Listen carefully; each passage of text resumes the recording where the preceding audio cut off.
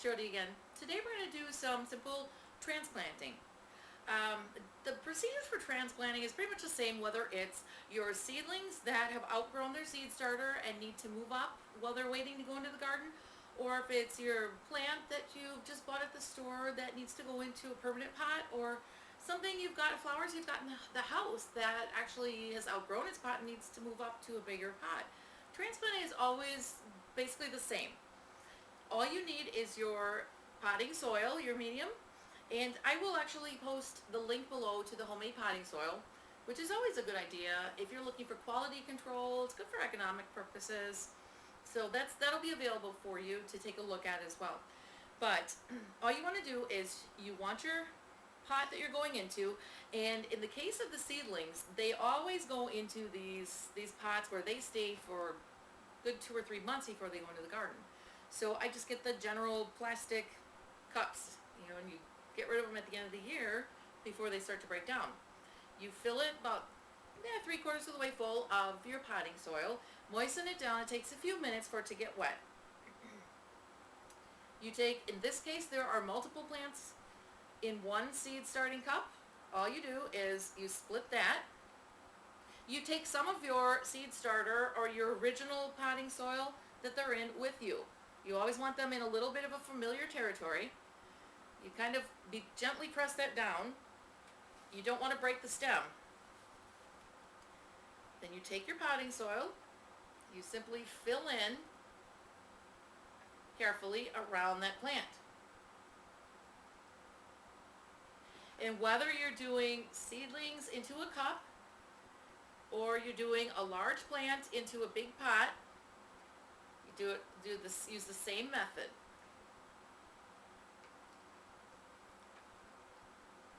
There you go, and you want to just kind of shake that, spread that around. And in the case where you're doing your vegetable garden, make sure you label your cups or whatever they're going into. You always want to moisten it down first with the spray bottle. You don't need much across the top. Now, when it comes to fertilizing your potting soil, the basic potting soil mix is just that. It's basic. Most of your garden vegetables are going to be good with a good quality general plant food. Most of your flowers are going to do just fine with your general plant food. And again, you always want a good quality nutrient or fertilizer. There are some occasions where you're going to want a specific type of nutrient. For example, tomatoes. I use tomato food.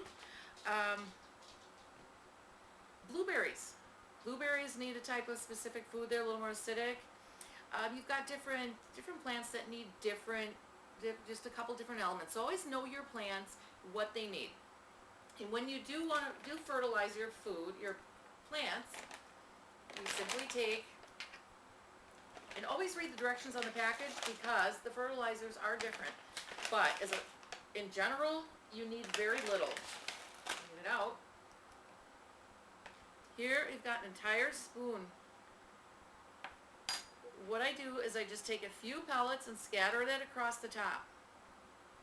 That is probably, I would say that was about 1/8 of a teaspoon worth.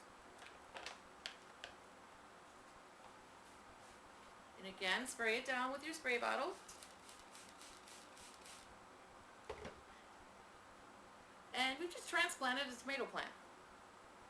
So now, after it settles in, you'll want to keep an eye on the water. And as your rule of thumb, if it's damp, you should be in good shape.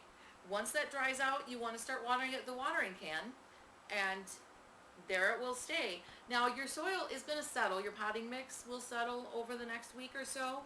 So come back in about a week, and if it's lowered quite a bit, just scatter a little more around the top, spray it down, and you'll be good to go.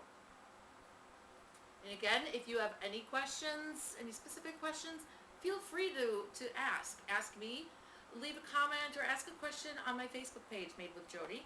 Ask around, ask your friends. See what is working, what people are doing. So good luck with your transplanting, and let me know how it goes.